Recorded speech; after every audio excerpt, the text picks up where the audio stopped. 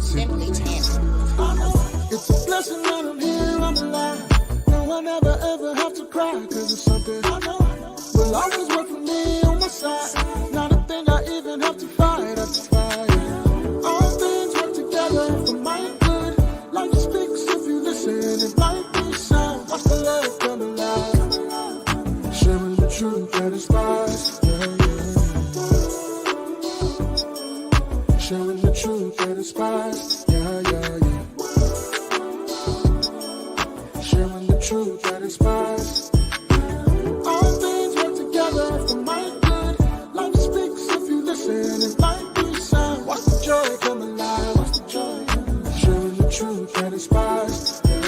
Inspired to love, inspired to grow, inspired to heal, inspired to live. Simply Tammy.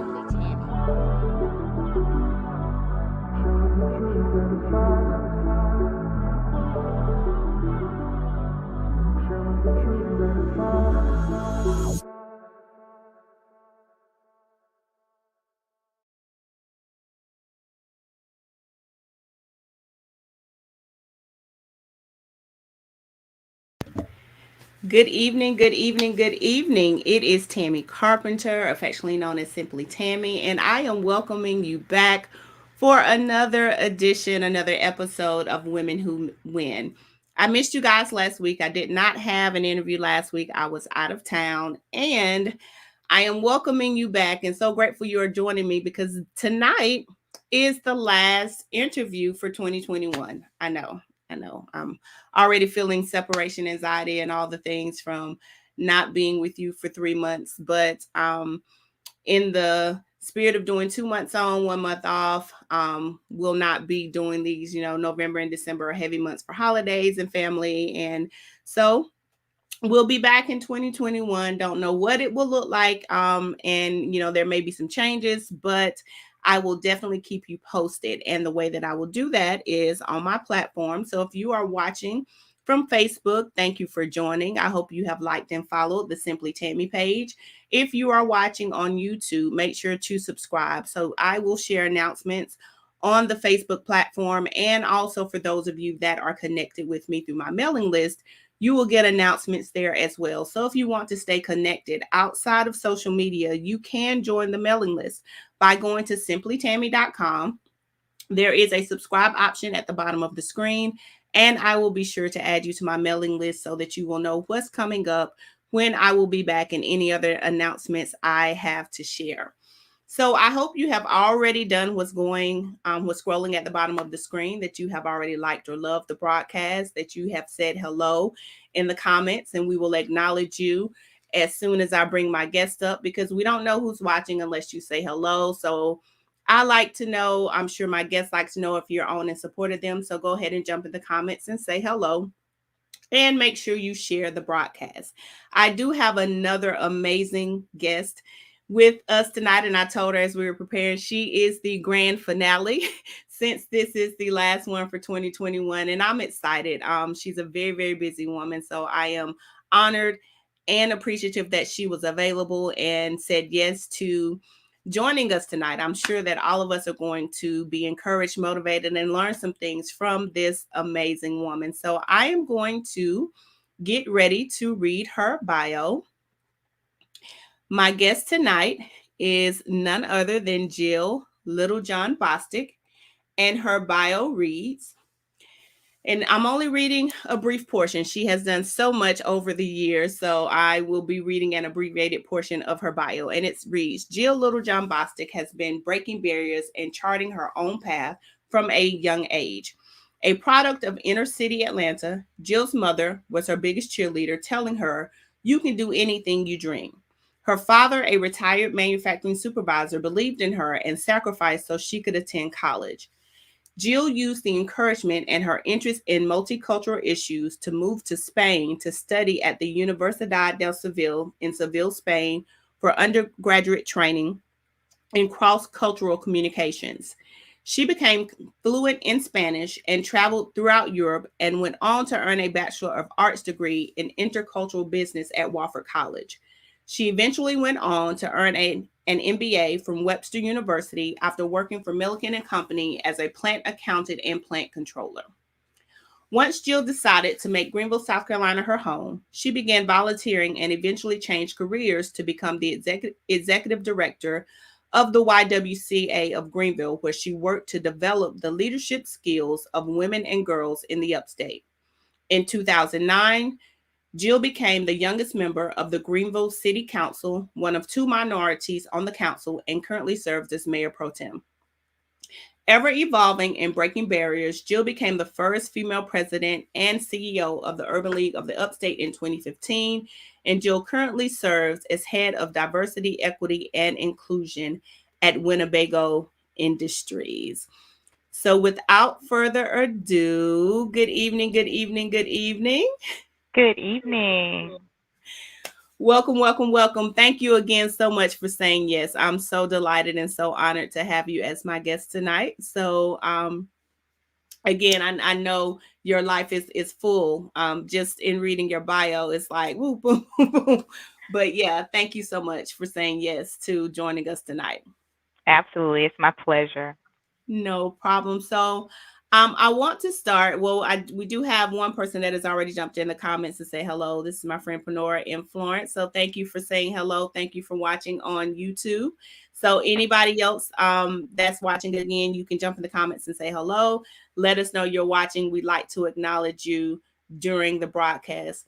So, I want to start off kind of with jump right in with what your bio said that you have been breaking barriers from a very young age.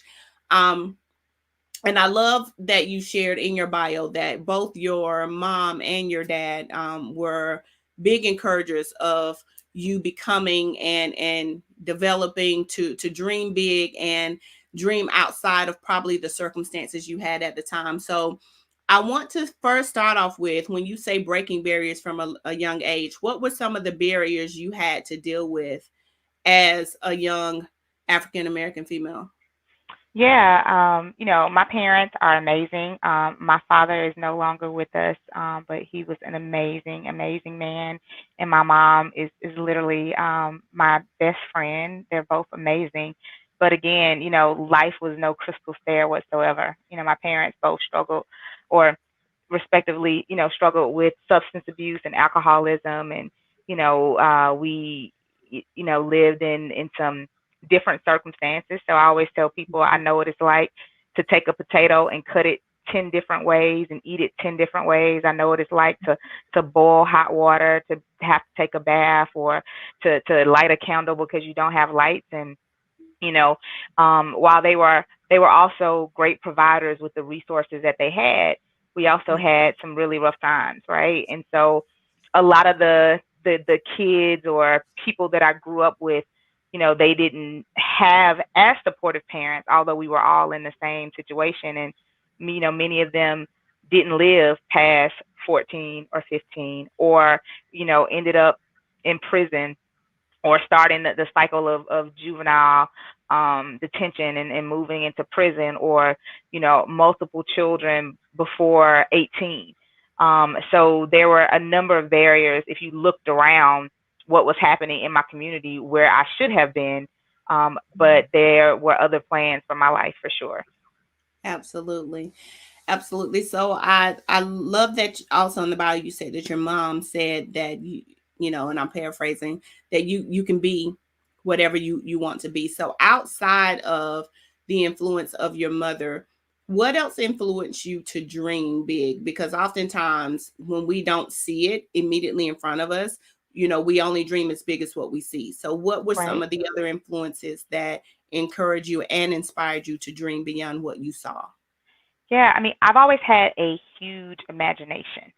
So, I would imagine being in the places that I saw on television. I would imagine, having a family or a life like the things I saw on television. I always tell people it's kind of cliche, but the Cosby Show was a huge impact on me because here it was, a black family, a doctor, a lawyer with kids, and they got together and dressed up and danced, and it was Yeah. like this whole atmosphere that they weren't struggling from paycheck to paycheck. They were living life and exploring. And so that was a huge inspiration to me all the way into the point of, a different world where they went off to college. Because then I'm like, oh, wow.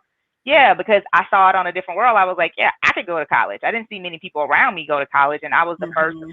person in my immediate family to go to college. And so it's kind of sad somewhat, but it was really what I saw on television, and Mm-hmm. thank God at that time there was an example of a positive Black family with positive, goals and ambitions that I was able to try to emulate. I mean, I also had some teachers that really pushed me and encouraged me. I've always been a talker, and not always using talking in the most constructive way. So I had some I teachers can join that, you in that. yeah, like, it's no surprise that I got like most talkative and most spirited in high school, right?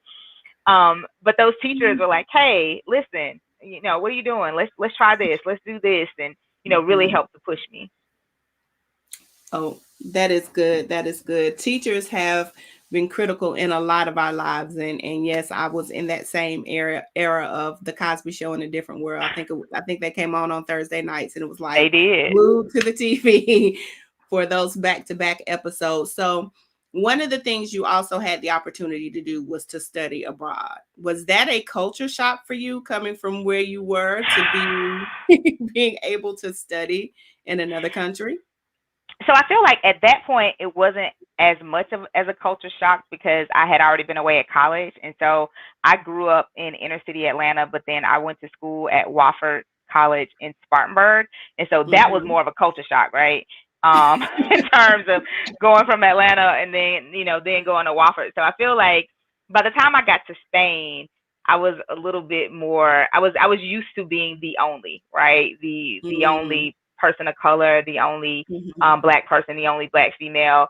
And so when I got to Spain, there was more of that. But then I also was able to develop relationships with people. And again, I'm a talker, right? So I like to mhm, talk.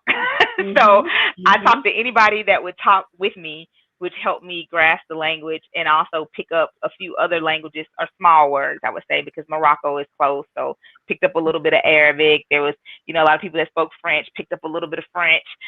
mhm. So yeah, so it was definitely a fantastic experience and opened my eyes up to so much more, right? Mhm, So not mhm. necessarily culture shock, but wow, there is way more to the world than you've ever Yes, been exposed to. And yes, I wanted to see it. I wanted to do it. I wanted to be it. So that definitely opened up my love for travel. yes, yes. So, and I think I read this on your website. You have now been to, is it 30 countries? Did I read Uh, that on your website? yeah, so I need to update that. So I think at this point I've been to 35 countries. Wow, wow. Okay. Yeah. Do you have a favorite? Ooh, they're so hard. They're so different. I love the Caribbean. I love like, Mhm, warm weather and crystal clear water. For the mhm, longest, Barcelona was my top favorite.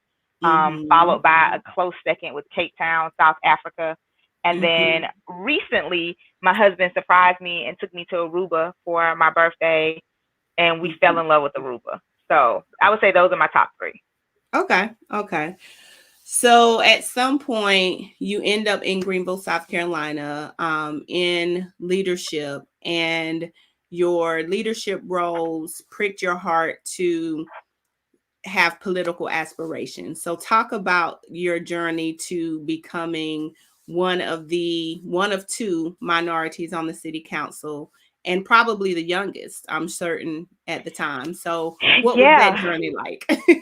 So, while I'm no longer in office, I need to update my website. I did serve for a little over 10 and a half years. I was the youngest on council, and then I also was one of two minorities with the queen, Lillian Brock Fleming, who has served now for Mhm, 40 years, who is amazing. And she is mayor pro tem now, and I had the opportunity to serve as mayor pro tem or vice mayor. But, my path was different. I tell people I wasn't involved with, student government or, had this strong passion to be elected. I actually had friends who had that passion and had that desire, and it was never in my cards. I wasn't, I had no desire to be elected. mhm, But what I have mhm, always had is a desire to help people. I've always wanted to help people. I believe in giving back.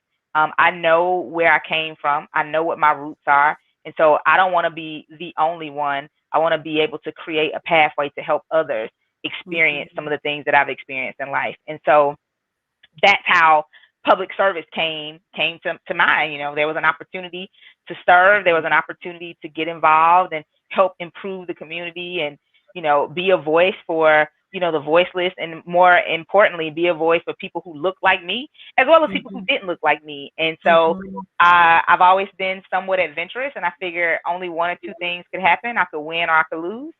And so I said, you never know unless you try. And so I ran for office. That first time I only won by like 24, 25 votes, which But was, you won.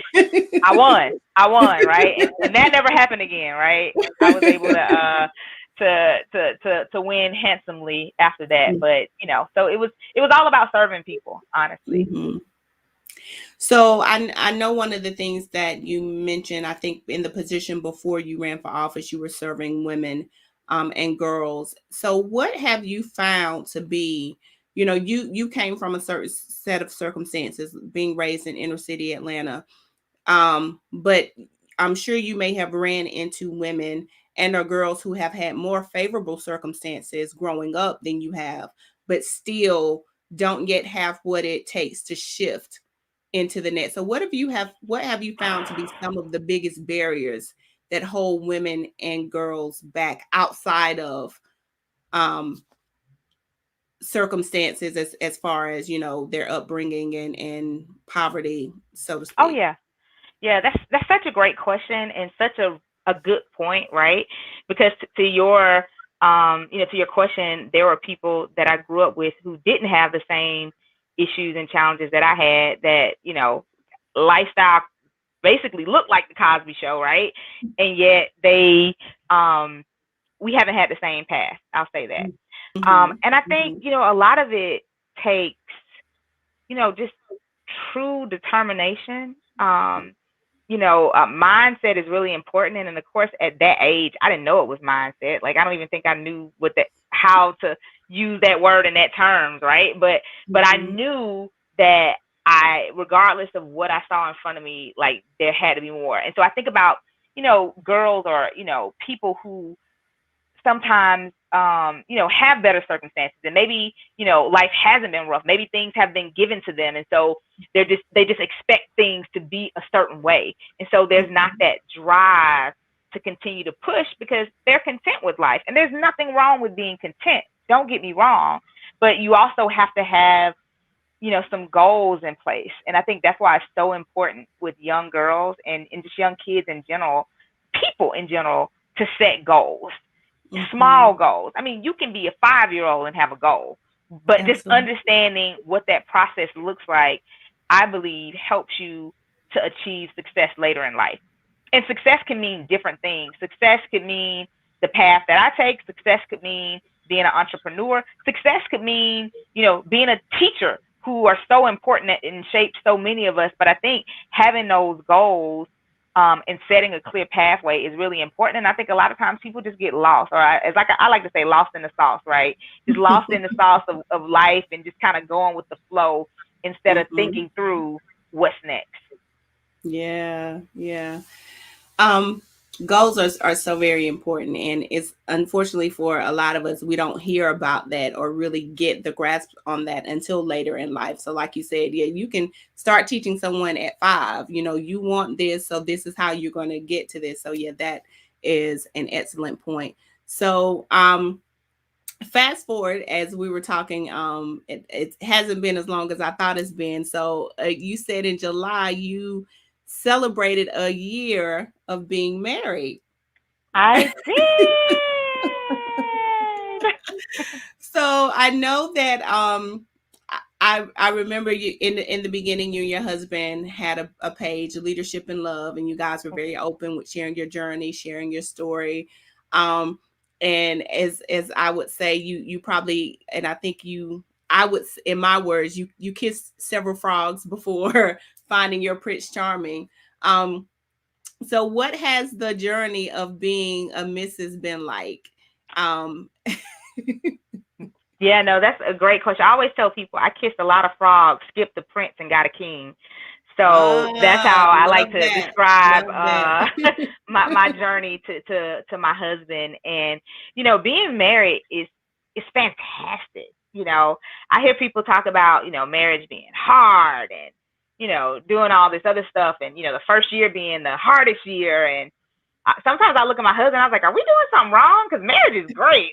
like we're having a blast, we're having fun, and I know I take it lightly that there are challenges that people have, but it's been amazing. I mean, having a person that you love wholeheartedly, that loves you, that loves you in all the different ways that you can be loved, right? Not just a physical Mhm. attraction, but like in their soul, a person that I used to laugh at people and they're like, yeah, I can't sleep well when I'm away from my husband, and I just got back from being gone for like 2 nights, and literally I checked my sleep app and it was like all green last night, and it's been on like red and yellow the other nights because he's my soulmate. He's who I want to be Mhm. around. He's Mhm. who energizes me and recharges me, and he's my best friend. He's my biggest look at him, there he is now. my my biggest supporter, my biggest cheerleader.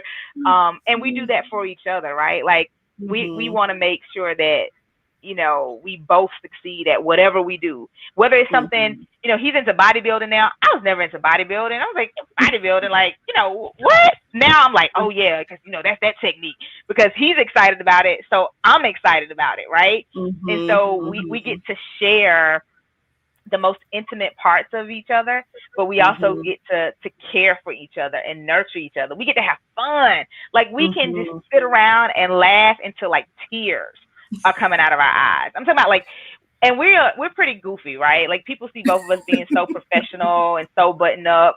Like if there was a camera in our house and people saw how we reacted, they would be like, "Y'all need a reality show because y'all are like two complete goofballs." But we love it. So being Yeah. a Mrs. is fantastic. We don't believe in societal norms of gender roles. So Mhm. we support each other in the ways that work best for our marriage. Mhm. And it's Mhm. been a blast. I tell them, and I also think getting married older in life, getting married after 40, like what you want and what you don't want. And we had Mhm. a lot of conversations up front before we ever got married, so there were no surprises per se once we Mhm. got into the marriage. We knew Mhm. what we wanted, what we didn't want. We like, okay, can that Mhm. work for you? Because if it can't, we cool. Like Mhm. I just keep being single type deal, and so that's made it fantastic. Now, I'm glad you brought that up about getting married older because I literally just had this conversation or part of this conversation with a younger lady over the weekend. Because being, you see couples who got married young and they had to go through the growing pains together, and sometimes it works and sometimes it doesn't.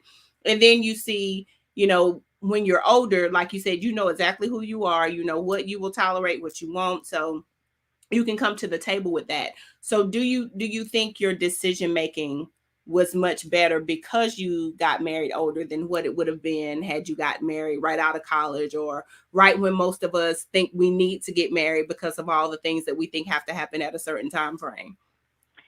Yeah, I think that's a difficult. There's not an easy answer to that question because the person that I am now is not the person that I was when I was 22, 23, 24, 25, 30 Mm-hmm. even, right? Right. I've evolved over time. And so, sometimes we look at each other and say, man, I wish we would have had more time together or been together. But at the same time, we weren't the people that we are right now. So, Absolutely. I'd like to believe that we feel like we find each other in and out of time in different lifetimes, and that we're meant to be together. And so if maybe we had gotten married when we were younger, we would have worked through whatever growing pains and been fine. But I don't know if that's the case or not, right? Mm-hmm. What I Mm-hmm. do know is that, self discovery is really important no matter what age you are. And I know, like you said, I know couples who got married younger and didn't work. And I know couples who got married younger and it does work. But I think one of the Absolutely. keys, whether you're older, younger, um, the key to a relationship, the key to a successful relationship is having that self discovery. Mm. understanding who you are, understanding what your needs are, but most importantly, being able to communicate. Communication is so key because I think, regardless of the age, I think a number of marriages fail for lack of communication and not being able to express their true feelings. Mm-hmm. Yeah, one of my guests, I think 3 weeks ago, her and her husband do marriage counseling and are launching marriage ministry, and she said the exact same thing, that they would have to say their number one thing that they've noticed that marriages that cause issues in marriages is communication. So Absolutely. you have also been very vocal and open on your social media platforms about your journey with what you and your husband attempting to have a child and Hmm. fertility measures. So I've had several guests talk about having issues with fertility, having several miscarriages. And I think is one of the things that I love for other women to do when they tell their stories, it tells their sister that you are not alone.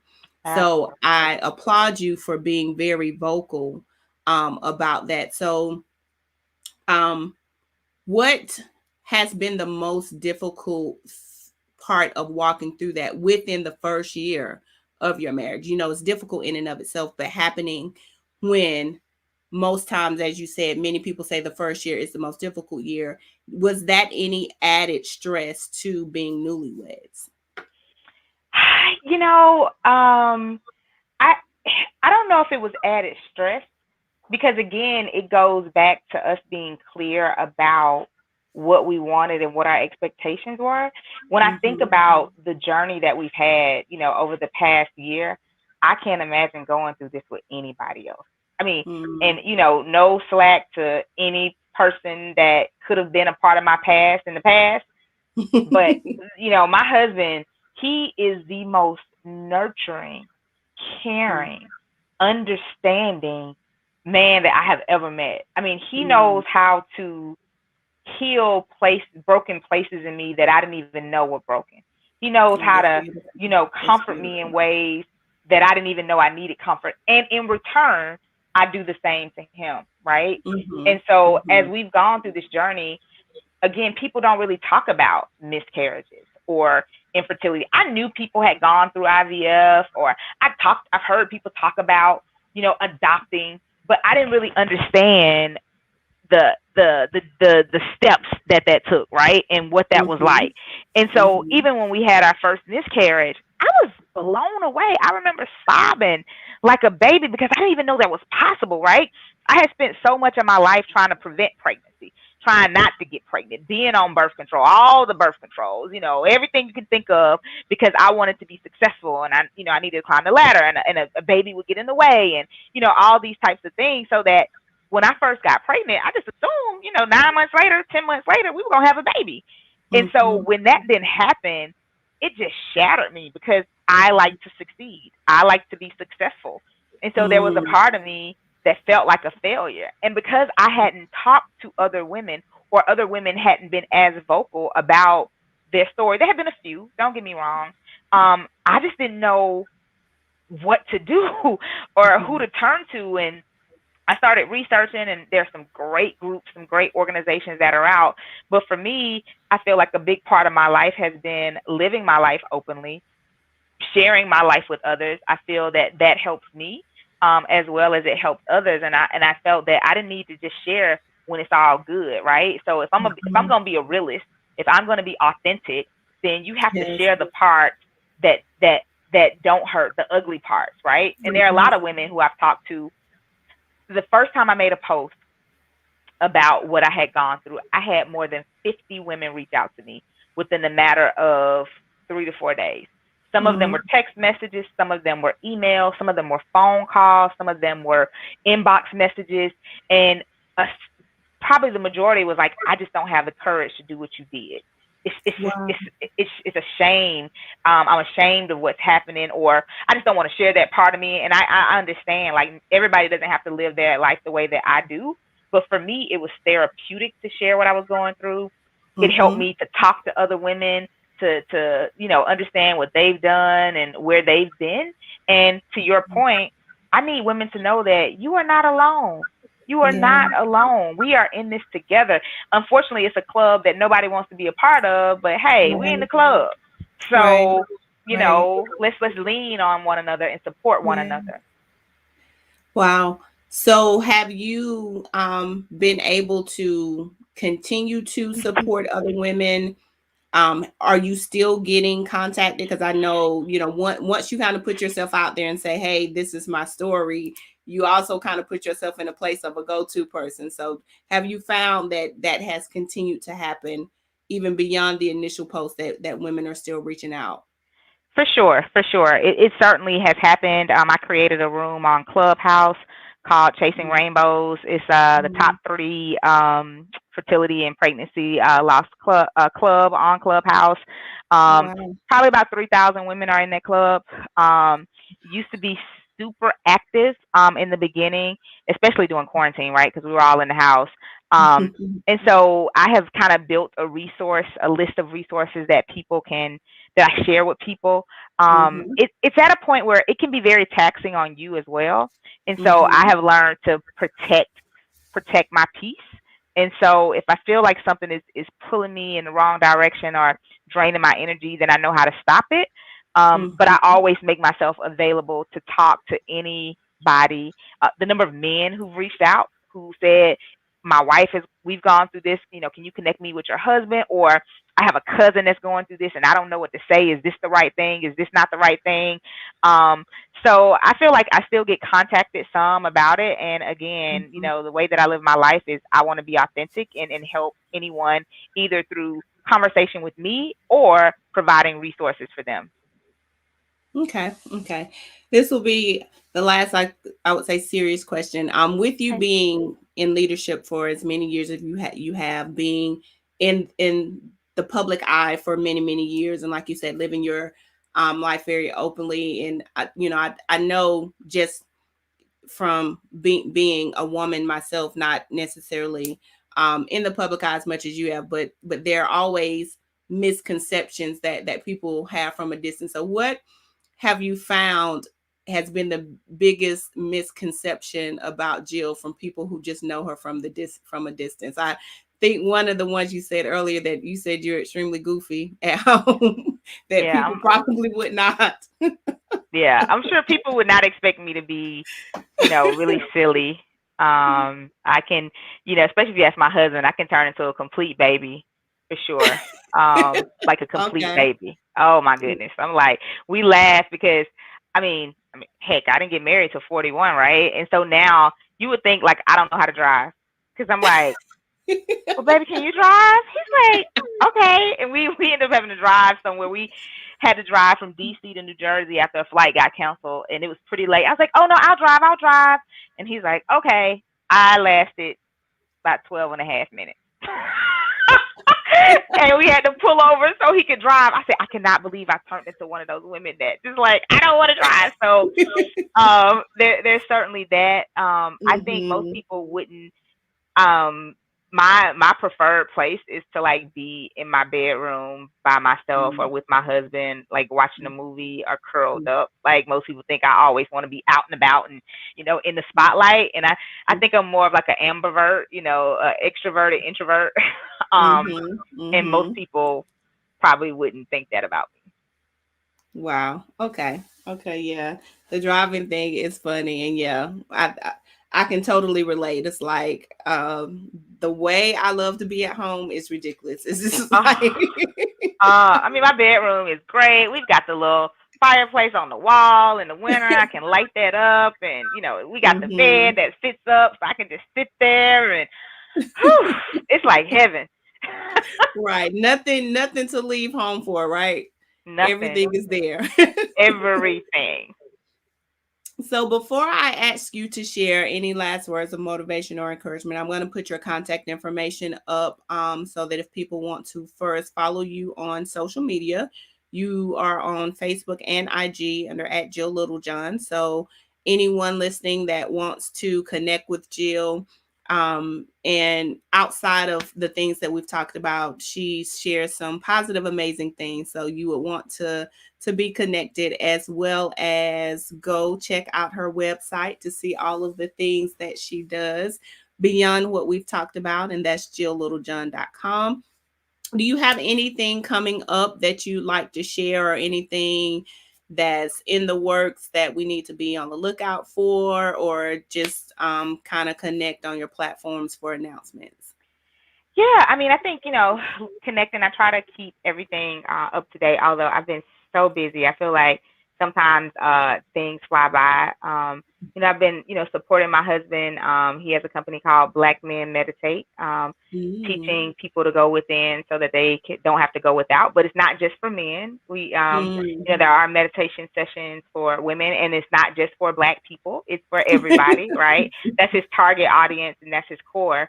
Um, Mm-hmm. but I feel like really trying to. The past 18 months have been so chaotic, right? We've gone through such a transition from learning how to work from home to readjusting back to the office to all the murders of Black men and women. I mean, it's just been a crazy world, and so Mm-hmm. meditation has has been one of the things that has kept us grounded, and so I try to support my husband, and I know him and Dr. S. I know a lot of people know Dr. S. They're working Mm-hmm. on some collaborative stuff, and I'll be supporting them through that work.